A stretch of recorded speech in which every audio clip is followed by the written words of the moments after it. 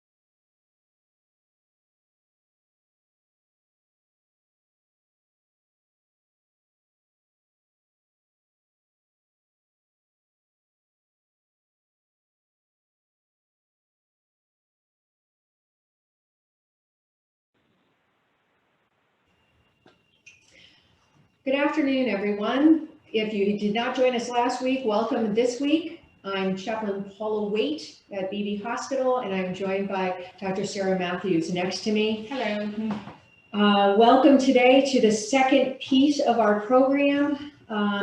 We are going to get right started with the program, and let's start with a centering prayer. And we will move on with some additional housekeeping information.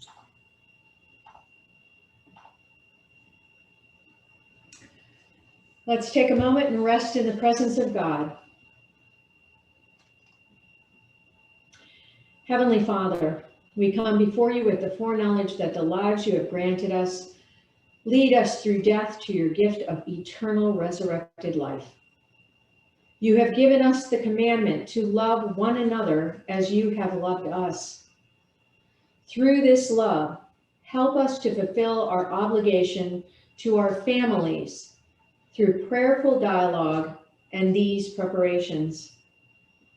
Be present, Lord Jesus, as we contemplate our mortal nature with the assurance of your presence throughout our lives. Amen. Amen. Again, Paula Waite, one of the deacons of the Episcopal Church. I serve as a staff chaplain at BB Hospital, which is why Dr. Matthews calls me chaplain quite frequently, and I call her Dr. Matthews, or Dr. Sarah. So welcome again. At this point, we want to get you started. If you have picked up packets or you have printed off elements, you're going to need two papers today. The first one is the Get Set worksheet. And there's also a how to start dialogue. If you have not printed these or you don't have them, it's okay. We're going to work through each of the questions, and I will explain how you can do it if you don't have the papers. Yep. It's really, if you were here last week, we're going to be talking about values, all right? Yeah.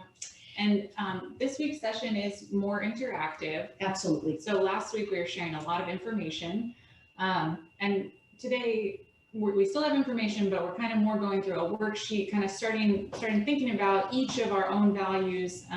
So if you do have that sheet printed out, it would be a good time to get it in front of you, and a pen as well, so you can work on your worksheet. Exactly. And then otherwise, we will have the questions on the slides. Mm-hmm. So if you didn't print it, don't worry, we'll talk you through it.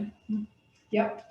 All right, if you'll forward a slide, we'll just go over the program outline again today, just very briefly. Last week, we talked a lot about medical information, advanced care planning, and paperwork that will be actually completed at the end of the entire course. Yep. And we're going to help you get to that point with some additional information. Today, we're going to talk about talking to your loved ones about what your wishes are. The autonomy we share as human beings is very important. And this is one of the most difficult things that we find, is that people can't get to this conversation. Nobody wants to talk about the end of life. So we're going to challenge ourselves today and talk about that. And we'll share some of our own personal experiences, because, you know, it's one thing to think about these topics. It's really another thing to have the conversation with your family. Exactly. Yeah, it's tough to do. So we'll talk through that. Yeah. Next week, it will be the Episcopal Church and End of Life. Dr. Matthews won't be with us next week, but Father Jeff will be sharing the stage with me. And then week 4, I remind you again that will be a longer session. There is a great deal of information that week, and just plan on an hour and a half is probably very likely. At least that's what we found. Yeah. Week 5 will be also broadcast here with an attorney that Father Jeff has organized. So we're not part of that. She, I think it's a she, yes? She takes over. Yeah. All right. So let's get to week 2, and we've got your pen and your pencil and your worksheets, hopefully. The one thing we would like to do is to make this a little bit more interactive, and because we have a good amount of time here, we encourage you to use your button that raises the little hand, and Dr. Matthews, you can tell them where that is. Yeah. So if you go to the bottom of your screen, there's a reactions button with a little smiley face. And you click on that, and there's a raise hand button. So you can just click that button, and then Father Jeff is monitoring. He'll see that your hand is up, and he'll let us know that you'd like to speak. And we do encourage that because it's a worksheet. It's going through each of us thinking about our own values. So if you have comments or questions as you go through this process, please raise your hand and we can share and be collaborative. Well, and that's the other piece of this, because you may have a story that can help someone else. The stories that Sarah and I are going to share are our own experiences, but you may have an experience that is totally unique and can really identify places where this has been a challenge for you or for someone in your family. So Absolutely. Please feel free to share. All right. Okay. So let me go back to the slides.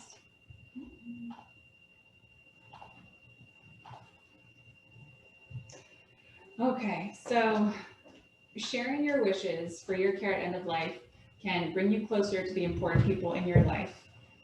People are very afraid of this conversation. Very afraid. Yeah, we hear it all the time. And just to share a story about myself, my father-in-law and mother-in-law are older. My father-in-law is fairly ill. Fairly sick. He has heart failure and chronic kidney disease and diabetes. And he's been in the hospital quite a bit.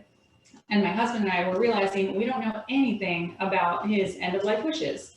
You know, for example, like we talked about last week, would he want to do not attempt resuscitation? Or would he want those chest compressions? Would he want to go on a breathing machine? Exactly. We had no idea. So we realized that we needed to sit down and have this conversation with my in-laws. And even as someone who does this every day of my life for work, it was terrifying. And how many times was it put off? Quite a few. They kept rescheduling, and they really didn't want to do it, and we didn't want to do it. But you know, as the slide says, you can do it. You really can. And just having that one conversation can make a huge difference. And I have some statistics that really talk about why you're not unusual if you're finding this to be challenging for yourself. A national survey, 92% of the people responding said it was very important to have a conversation like this, yet only 32% had actually done so. 21% of those people hadn't had the conversation because they didn't want to upset their loved ones. And we hear that quite frequently. I don't want to talk about this because my wife will be upset. Yeah. Or even a theory that by talking about it, you make it real, it will bring it forward, but it doesn't work that way. Talking about it only helps you prepare. And it's interesting because 53% say they would be relieved if a loved one had started the conversation because they don't know how to do it. And yet somebody, if you would just start, it would help. Yep. Right?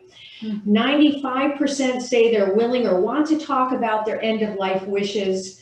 97% say that it's important to put their wishes in writing, but only 37% have actually done so.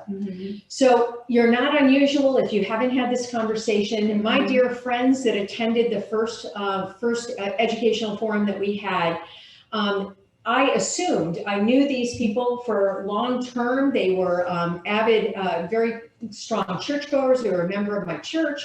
I figured, oh, well, you've already done it. You're 73 and 75 years old. I thought, yeah, you've done it.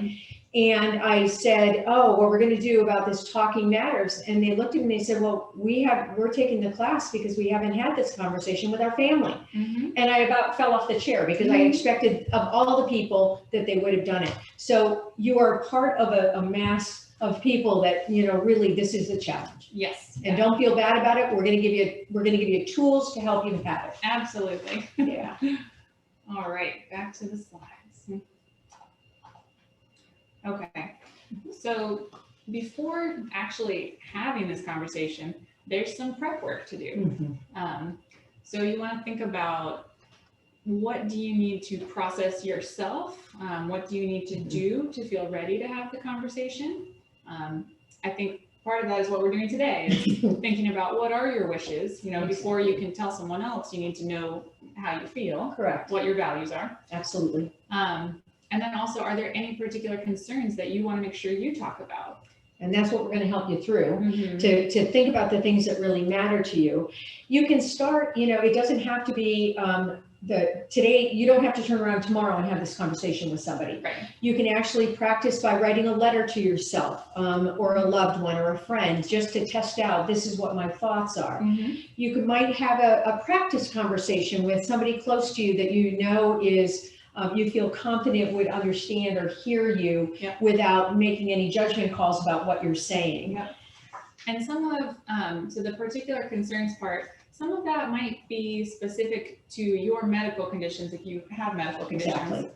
So for example, in my father-in-law's case, it was important to talk about dialysis because he has pretty advanced kidney disease. And that will be something coming up in the future for him. For example, someone who has a chronic breathing problem, like end-stage COPD, they would want to think about the ventilator and whether they would want to go on the breathing machine. Absolutely. And thinking about the conversation, know that you may have this conversation and you may find somebody push you back on it and totally disagree with what you're saying to them. And that's okay. That's okay. It's important to start that conversation, to start having that dialogue, an open dialogue with the people that matter, prior to having a medical emergency. Because the last thing you want to do is you do not want to be at BB hospital with us and suddenly be faced with decisions when you're in a time of medical crisis. And unfortunately, that happens for our patients all the time. And it may not be one conversation. It may be a series of conversations in order to get you to the point of being able to share what your values are. So as we're preparing to do this worksheet, as you're beginning to think about your values, one very big, broad question is, if you think about how you want to live when you're reaching the end of your life, what is most important to you at that time? That's an open-ended question. It could be a million different things for different people. For some people, it's very important to be in their own home at the end of their life. For other people, it's important to be surrounded by their family and their loved ones. Some people say, I want to make sure that I'm comfortable and not in pain. People are worried about suffering at the end of life. And you might say, I want to know that I've got my children there and I'm in a hospital with excellent care. So I'm making some decisions about where I'm going to receive my care also. And that is part of the conversation, because most people feel like I want to be in my home, but that may not be possible because of an advanced illness or something like that. But you can make it better by talking about it and making some pre-planning. Absolutely. Another one of those big, broad questions is, what do you value most? What is most important in your life? And again, that's different for different people. Some people say, well, my family, number one most important value. Other people, it might be their independence and freedom. Absolutely. Not wanting to be in a situation where they can't care for themselves. It really is different for everyone. Well, and also having the conversation helps the family communicate with the medical team when you're in that medical crisis, if and when that does occur. By having that conversation first, they have a knowledge, a foreknowledge of being able to have that conversation and know when the medical team says, should we go full court press? Should we go to the advanced efforts? Yeah. Well, no, my mom said no. Right. Yeah. Or my mom has a living will or POA. Yeah. Whatever. Right. Or even I've had this conversation with my mom. Exactly. And I know she wouldn't want this, or she would, Correct. Whichever. And again, this goes back to something we talked about briefly last week. I may have that conversation with, let's use an example. My mom lived with my sister towards the end of her life. Mm-hmm.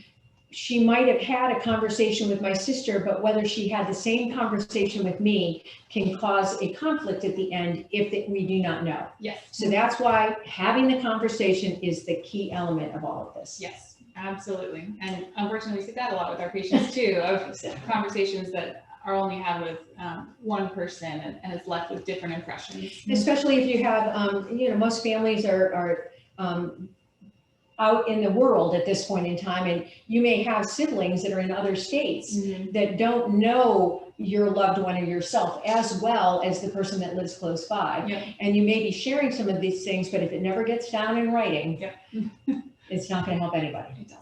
Yeah. So with that being said, if you do have this, the Get Set handout, it is a questionnaire. It's very easy. It has scales as far as asking questions. And what that moves from is a wide variety. It's the span of, I really want this or I really don't want this. Mm-hmm. So if you don't have the handout, it's quite all right. These questions that you're seeing on the slides are the questions. Mm-hmm. And if you think about it, how high would you rate? So as a patient, I would like to know only the basics. So I don't want to know the details of my illness. I don't want all that stuff. Mm-hmm. Or do you want all the details about the condition and the treatment available? And you can range in from I want nothing to I want everything. All right. So think about, on a scale of 1 to 10, I only want the basics as a number 1, or I want everything to be told to me as a number 5. Yep. And just mark that down for yourself on whatever piece of paper you're working with. Yep. And just one comment on that. A lot of times we see that families try to protect their loved one by trying to keep information from them. Yes. And I think it comes from a place of love. They don't want, mom or whoever it is to be afraid. But that being said, everyone has a right to know their own health information. Absolutely. And we do see that. Unfortunately, at the hospital, many times I will have a husband and wife team, and the wife might say, we've just found out that husband is going to pass within a short time frame. And the wife, well, I don't want him to know that. But it is the patient's right to have all the information. If they want it. If they want it. Exactly. We always ask the patient. And so that's exactly what this question is getting down to, as in that situation, do you want to know everything? Or are you someone who doesn't really want all those details? Yes. You want somebody else to hear it. And we can let's use another example. My husband has CML, which is chronic myelogenous leukemia. My husband can receive the information. Does he understand all the information? Maybe not, maybe so. But for me, I'm listening with a different set of ears. So just know that either way, it's okay, but you have a right to know if you want to know. The second question goes again from that extreme, from 1 to 5. My care team, I want my care team to do what they think is best, which means you've given complete authority to your care team in a medical condition to do whatever they deem to be okay, versus I want to have a say in every healthcare decision. Many times we had a question, I think last week, with regards to there are certain things, certain physicians that will push for everything, because the goal of a healthcare professional is to take care of the health and to bring continued life. Yeah, exactly. But it becomes the question of whether that life has meaning for you, depending on the treatment that's available. And that goes back to some of that stuff that we learned about last week. So that's a 1 to 5. All right. The next question is, if I had a terminal illness, I would prefer to, again, 1 to 5, not know how quickly it's progressing versus, or my doctor's best estimation for how long I have to live. Yeah. And this is a really difficult thing, especially with cancer treatments, things like that, where we have enough information that we can make best guess. Mm-hmm. We don't have a crystal ball. We tell everyone that consistently, but we can know from experience what we anticipate. Yeah. And I will say, as a palliative medicine doctor, a lot of times patients don't know how long they might have because their physicians don't want to tell them because they're afraid of that bad news and of making people feel bad. And they want somebody else to tell them. Maybe so, maybe so. But when I have meetings and discussions, I always ask patients if they want to know. And the vast majority of the time they do want to know, and we can share that information. Yeah. But so this question is thinking about, if you were in that situation, would you want to know how much time you had? And then you have us. So yeah, so now that you have those first 3 questions down, just take a look at those answers, because that's kind of a cluster of questions of similar topic. So just for example, as I filled it out, I'm someone that wants to know all the details. I'm someone who wants all the information. I picked kind of a middle answer for my healthcare team doing what they thought was best and having a say, because I do want to trust the experts in that field. And then if I had a terminal illness, I would definitely want to know how long I had. Those are just my personal values. I need the information. Right. So when I look at my 3, I'm learning that the kind of role I want to have in decision making is a very active role. I want to be in all those decisions. Yep. Yeah. So you can kind of look at where you are on that spectrum and evaluate for yourself where you want to be in that. Yep. So now let's take a look at the next set of questions. And the first one is, how long do you want to receive medical care? So on that indefinitely, no matter how uncomfortable, that's the key word in that sentence, the treatments are, or is quality of life more important than quantity? An example of that might be dialysis. A person that has moved into a end-stage renal failure might need dialysis to remain alive. That dialysis eats up a big portion of their life. It is, for this example, it's 3 times a week for hours on end. So that is, how uncomfortable is that for you? Right. Another example might be aggressive chemotherapy or radiation treatments. If they are very uncomfortable, do you really want that, or do you want to look at, I want to look at quantity of time, quality of time versus quantity of time? Yeah. And when you're thinking about this question, it's important to remember we're talking about your decisions near end of life. Right. Yeah. So, how you feel in this exact moment might be different than if you were soon to pass away. Correct. Yeah. And that's true, because I might be diagnosed, with a early stage cancer, and I could receive treatment and go on, and I don't have any discomfort from that. Yeah. But if I'm at the end, towards the end of my life, maybe I want quality, which means I don't want to be feeling sick every day, or being in a hospital every day, or being in the dialysis unit every day. Yeah. All right. The next question is, what are your concerns about treatment? And this does come up in the hospital, which is a little odd, but it does come up. I'm worried that I won't get enough care, that somebody's going to take care away from me, versus I'm worried that I'm going to get overly aggressive care. That the best example of that is CPR. When we talked about the CPR and the compressions and the shocks, all of that. Is that too much? Is that knowing the details, knowing the success rate, is that too much? So, but then there are people who are fearful that the physician is just going to give up. Right? Yeah, we do see a lot of fear, unfortunately, about the medical team giving up on people and not giving them the care that they are due. Absolutely. And hopefully we can help alleviate some of those concerns.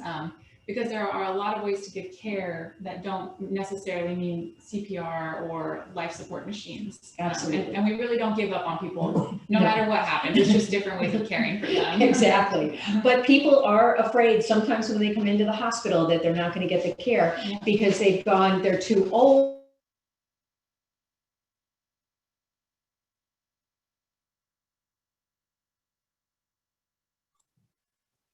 All right, the next question is, which is, what are your preferences about where you want to be? All right, there is a question about this. I wouldn't mind spending my last days in a healthcare facility, or I want to spend my last days at home. A healthcare facility, and again, that's why I told you that week 4 is a lot of information, because we're going to talk about places, stages of care and where you receive that care. But if you do not want, if you want to have that care at home, it can very well be done. A lot of times, and we're going to talk about hospice also, that our 4th week, that hospice doesn't mean we're quitting. Right. Hospice means we want to be cared for at home in a different manner. Alternately, a lot of people feel I'm comfortable going to a skilled nursing facility and living my last days. I will tell you from myself, and this is one of my personal stories, my mom ended up with Alzheimer's, and as her health started to decline, we were moving her into an assisted living. And as she got in, she was cognitive enough to know, I don't want to go to that side. I don't want to go to that side, because she knew that that was the side that people didn't know anything, and that they were being cared for in a very sad kind of area, because they did not recognize their family anymore and all that. She didn't want that. That was very scary for her. So part of it is, where do you want to receive the care? And most people, we find, at least in our experience, is at home. For most people, I will definitely say this question is very important to a lot of our patients. Some of the things we hear a lot when people know that they're coming to the end of their life, they say, I want to be at home in my own bed. That's important to people. Other answers we get sometimes are, I want to look out my window, where a lot of people have their spot in their house where they feel comfortable and they feel like themselves. I want to look out my window at the birds. Exactly. And it's interesting, because we have run the gambit on that. It may be very important to be at home, but then there's some people who will feel uncomfortable going to their home and receiving care in that manner, because they don't want it be the burden to their family members. So part of this is weighing where that is and what that feels like. I know that for my father-in-law, who passed 2 years ago, he was told he was going to pass in a shorter period of time, and he wanted to be at home. So arrangements were made to bring in a bed. My mom got a cot, my mother-in-law got a cot, so they could still be together until his passing. So you need to, again, look at your answers. So I've had another little cluster of similar questions. So take a look at those 3 answers and what they're telling you. So for example, when I look at my 3 answers, they're telling me that in general, when I'm coming to the end of my life, I want less treatment and more quality of life. I'm not as afraid that I won't get the treatment I'm due. I'm more afraid that I'll be given overly aggressive treatment I don't want. Exactly. So part of this is, again, there's no right or wrong answer in any of these. This is building up your cache of values. What is important to you? Because that's how we want to get you to the place that we need to get you to. And I'm just sharing my answers to give examples, but I don't want anyone to feel like I'm saying these are the right answers or what you should think. It's all about what's important to you. Correct. So the next group of questions begins with, how involved do you want your loved ones to be? And this is that wide range of question again. I want my family to do exactly what I've said, even if it makes them a little uncomfortable. Or I want my loved ones to do what brings them peace, even if it goes against what I've said. That is a wide range, and it's an important range, because there are some families that will feel, I can't speak for myself anymore. And I want my children to feel comfortable with what's happening. And if they can't handle what I've chosen, I want them to take over. Right, and be able to change it. Exactly. And for other people, they might feel the opposite, or they might say, these are my wishes and I want them to be honored. It's not about what makes my family comfortable or uncomfortable. It's about what I want for my end of life. And that's where we want to get your values to be highlighted for yourself. So take a look at that. The next question is when it comes to your own privacy, do you want to be by yourself, or do you want to be surrounded by your family? And that it's a fine line again with that. There's the experience, and maybe some of you have already had it, where we are clustered around a bedside, we are singing songs, we are saying prayers, we're doing whatever we're doing. And as soon as those family members take a break to get a cup of coffee, the patient passes. Yep. So part of it is knowing who you are and how you feel about having your loved ones there, if it is at the end of your life. Yeah. And I will say more commonly for this question, we have patients tell us that they want their loved ones to be there when they're at end of life. But sometimes we do have patients tell us, please don't call anyone. I don't want them coming in and making a fuss. I just want to go peacefully on my own terms and then call them afterwards. Yeah. And that's some people's wish, and that's okay for them. I had a patient at the hospital. She was waiting for a diagnosis. We knew it wasn't going to be a good one. She received the diagnosis that she was going to pass in a very short period of time, and she was emphatic that we were not to call any family members until after her passing.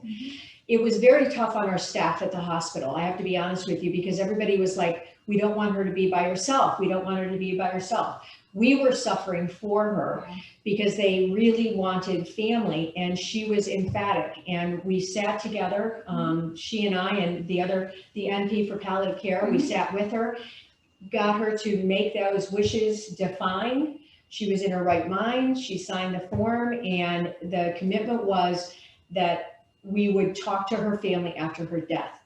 When she did pass, I did call her brother, and what's interesting is, as I was explaining her last week on earth, he said to me, and he said, well, Paula, I totally understand, and I believe everything you've said, because when we went to her house, she had journaled and had said, I am doing this and I do not want you there, and I need you to honor me by not being with me.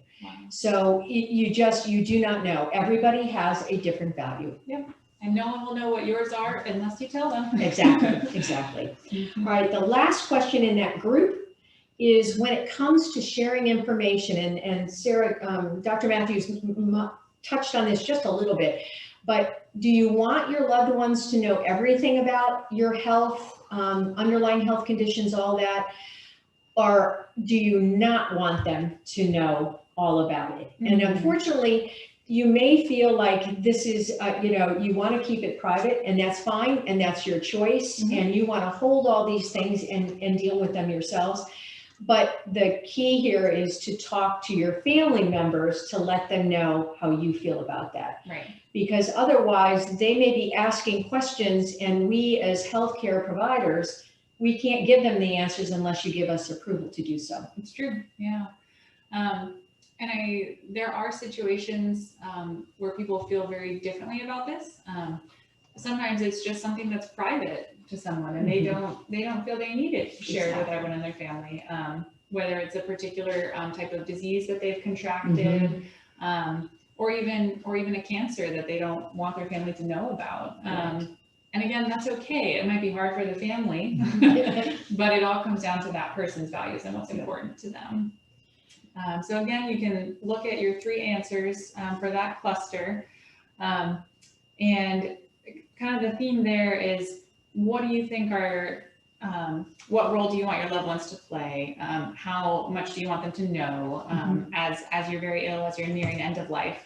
And I will say for my cluster of these 3 answers, it was kind of mixed because on the first question, I do want them to do exactly what I said, even if it makes them uncomfortable. But then I'm on the other end of the spectrum, where I am comfortable with them knowing about my health and being there at the end of my life. Yeah. Yeah. It's an interesting, exercise for yourselves. And again, nothing is cast in stone. Yep. What you're trying to do is really talk to even yourself about where your heart and values are. And I always go back to this when I'm with church groups, but we're resurrection people.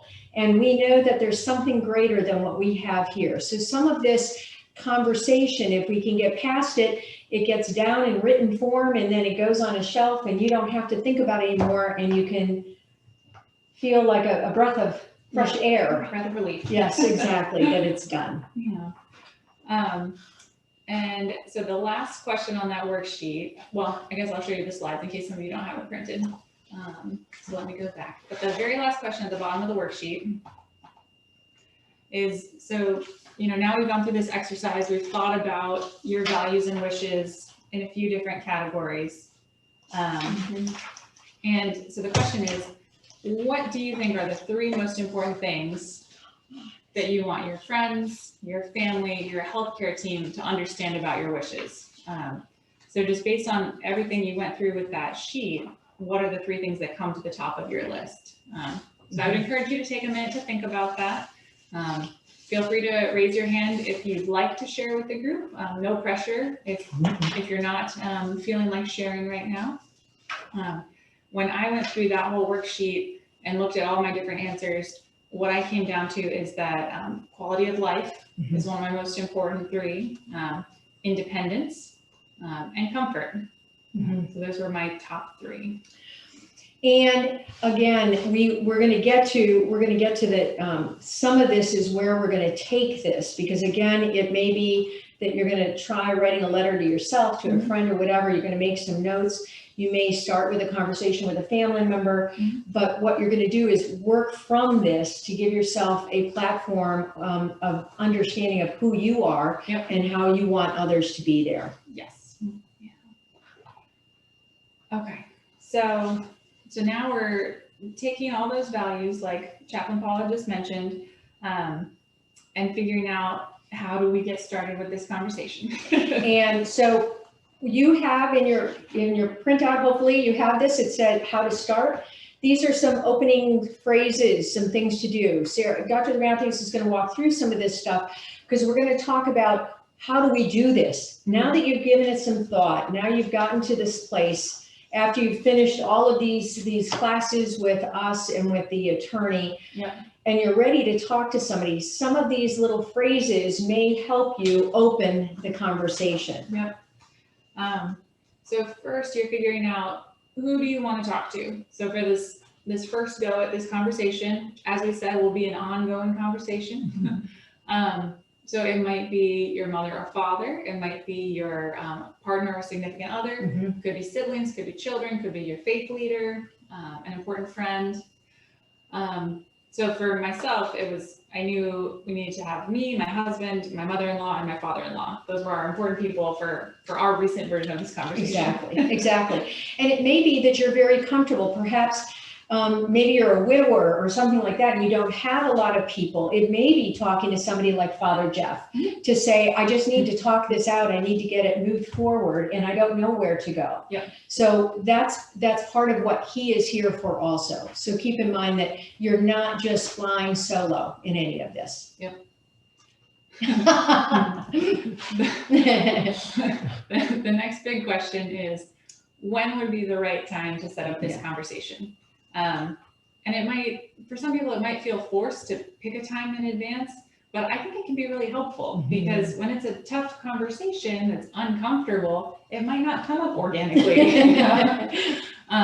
So it could be at a holiday dinner, for example. It could be before kids go off to college or off to a life event. Might be before I get sick again. So for my father-in-law, that honestly prompted it because when he was in the hospital, we realized we didn't know his wishes. So we said, before he gets sick again, we need to have this conversation. might be next time that you're visiting, so you're in person. For some people, that's a little more comfortable. Well, you did you have to do Zoom? We did Zoom. We did Zoom, so it works for everything. Actually, so we scheduled a Zoom call, and that was one of their delaying tactics. They wouldn't do the Zoom video, so we did it over the phone. Okay, so again, I keep reminding you, it's not abnormal to feel uncomfortable about this conversation. Yeah. If a palliative doctor feels this uncomfortable, it's Yeah, exactly. Don't feel bad. And then deciding where would you feel comfortable. Is it, at the dining table? Is it out on a walk? Is it at your church or place of worship? And it can be, as you move to that, is what do you want to make sure you do say? So you're going to go back to your basics. What are the basics? What is really important? The things that you want to make sure that family member understands about your choices. And it may be, do not use CPR, or do not put me on a ventilator, or do not do these things. And that may be the very key element. It might be also to say, I want to pass in my home. When I get to that point, if you can do that, if you can get me home, that's what I want. So some of the basics is you want to do your checklist to say, what is the most important things that I want to make sure that I don't forget to say? Yep, getting ready. And that may be, this was one of the things that Dr. Matthews and I talk about quite frequently. It's the difference between a good death and a bad death. And that's a very challenging thing to do. A good death may be having your family, doing all of that, and knowing that you've had someone hear you and respect your autonomy, not only as a patient, but as a human being. It was very difficult for my family. My mom, as I told you, had Alzheimer's. She moved into a facility, and I was living out of state. And when I was called, when we knew that the time was short, I flew out, and my siblings were there, and her grandchildren were there, and my mom, we did not have the best care at that time, and it was a very difficult, lengthy suffering, and it was hard for the entire family. And I think, looking back now, as I've ended up as a healthcare professional, I'm sure that had an impact, because I did not want anyone else to go out of this world in the same manner. To go through that. Correct. Yeah. So just know that what we're trying to do is give you the tools to get you through. So, hopefully either right now or after the session, you can think a little bit about who you want to have that conversation with, when and where might be the right setting. I will say, in my experience, it was a huge relief having talked to them. Not only for myself, I feel better for next time my father-in-law gets sick, knowing his wishes. But it was a huge relief for him. He didn't want to talk about it, but once he did, it was a burden off his shoulders. I think you told me that you were surprised that they had thought about it, but they just hadn't communicated with them. Exactly. Yes, he had. And your husband's an only child, right? My husband's an only child, yeah, and they hadn't told him anything. But once we got the conversation started, they shared a lot of thoughts that they had, questions I didn't even ask them about. My father-in-law saying things like that he never wanted to go into a nursing home, and he did want to be in his home till the very end. We had no idea. Yeah. All right. So I'll go back to the slides. Okay, so this is talking about if you've had that conversation. You started it. You started the conversation. But it doesn't end there. How do we keep going forward? Was there something that you think was not understood quite the way that you wanted it? Something you want to clarify? Or like we were talking about earlier, is there someone else that you need to have this conversation with? Yeah. Did you talk to one child that lives close by, but you want to make sure that your other children who live out of state have that same information? And that those, the children, because remember when we did the hierarchy of people that we're going to turn to in the health profession, if you have siblings, if you have children, and say you have 6 kids, they all have an equal say. You may have some of those kids that do not agree with you and or do not agree with each other for whatever reason. And it has nothing to do perhaps even with this conversation. Yep. But that may force you to continue the conversation and repeat it and try to get them to understand. Mhm. So part of it is knowing that this isn't a one-time conversation, most likely. Yeah. It's going to happen over time and it's going to evolve. And also, once you've started the conversation, reflecting on how it made you feel, what you want to take forward from that conversation.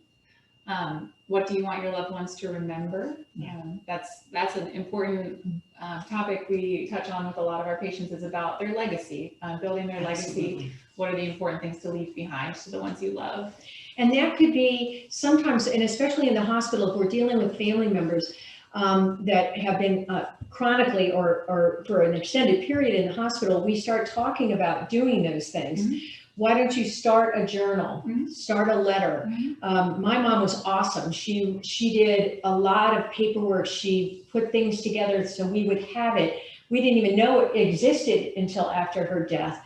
I have a paper that I keep, close to my heart, actually, in my bedroom.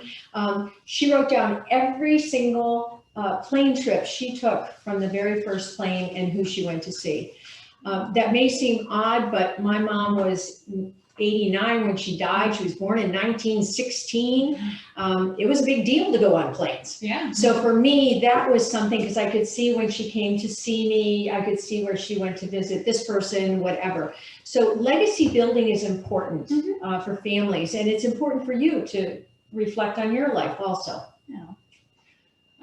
And then also thinking about, were there things that didn't get touched on, in this starting of the conversation, that you want to ask about next time, or mm-hmm. tell your loved ones about next time? Yep. So you're going to keep on going with this as far as the conversation goes, and that's why we call this the conversation. This is just the tip of the iceberg. Mm-hmm. You're going to work through this. We're going to give you much more information next week with regards to funerals, what the church looks at, what choices there are, because there's many things that probably even myself I didn't know that I learned as I was doing the research for the program. We're going to get you to the point of working through this with conversation, with getting it in writing. Hopefully at the end, you'll be able to fill out that advance directive with a confident feeling that you know what your wishes are, and you've had a conversation that you know that your wishes are going to be upheld. Yeah. Alternately, you're also going to do your healthcare proxy and things like that. So all of those things we're going to work towards. So don't feel like you have to do it this week. Mm-hmm. There's much more information to give you so you can make a well-educated choice. Yeah. Yeah. But hopefully this week was helpful going through that worksheet. If you didn't have it printed out, feel free to print it after the session and fill in your answers. Mm-hmm. And then that will get you started with planning how to start these conversations. Right. And if anybody has something they want to share with regards to having a good experience with having the conversation, perhaps you've already had the conversation and or in the past, I think that the how to start opening phrases might give you a hand if you have not. I found it helpful for myself. Again, I didn't always work in healthcare. And so it took me 3 years to get to the point of me filling out an advance directive. So hopefully this will get you started earlier than it did for me. Yeah, yeah. And for myself, when I was getting ready to have that conversation with my father-in-law and my family, I actually got on the internet and wanted to find a conversation guide, because I felt like I needed a crutch of what do we talk about? So definitely take a look at the icebreakers and the conversation starters. Yeah, and that is all. If you receive the opening, and I'm not sure, I'm going to ask Father Jeff, did they get the 3 articles at the opening? If they asked me to send them, okay. They would send. If they send me an email to that right now, I'll send them after the sessions are There's Father Jeff was happy to send you all of these handouts, as well as there were 3 articles which include this all comes from a program called the Conversation Starter, all right? This conversation project. So there are 3 articles that are very illuminating, very helpful to read on your own, that may help you make choices and understand why we want you to start the conversation now before you get to the hospital with us. Yeah. And we do welcome you. If anyone has questions, if anyone has comments, please do raise your hand. We'd love to hear from anyone. Great. Yeah. Absolutely. And we thank you. Again, we're trying to keep this to the 1 hour or under, with questions, extra. And just know that next week it will be me and Father Jeff, and we're going to work through a bunch of material that week that will again help make some of these choices. So when you get to fill out your end of life book, you will know what to look for, or if you hopefully will have the questions answered before you fill out the paperwork. And I'm at a wedding. I would have loved to be there. Yes. Yeah. And I will say, before we were doing these presentations before, the 3rd week topic didn't excite me that much beforehand, but when we did the session, there's some fascinating stuff. There's some good material there. Good material there. And we both learned. We both learned. And some of the things were pretty wild, but you'll have to see. Yeah. So if there's anything else, please let Father Jeff know. We're happy to supply you with more handouts, etc.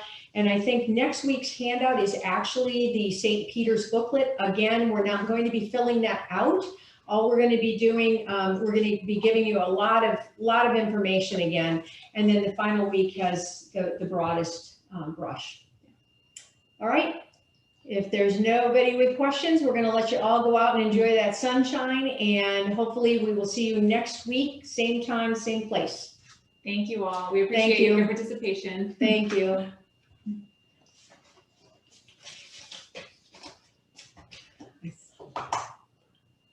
No questions. So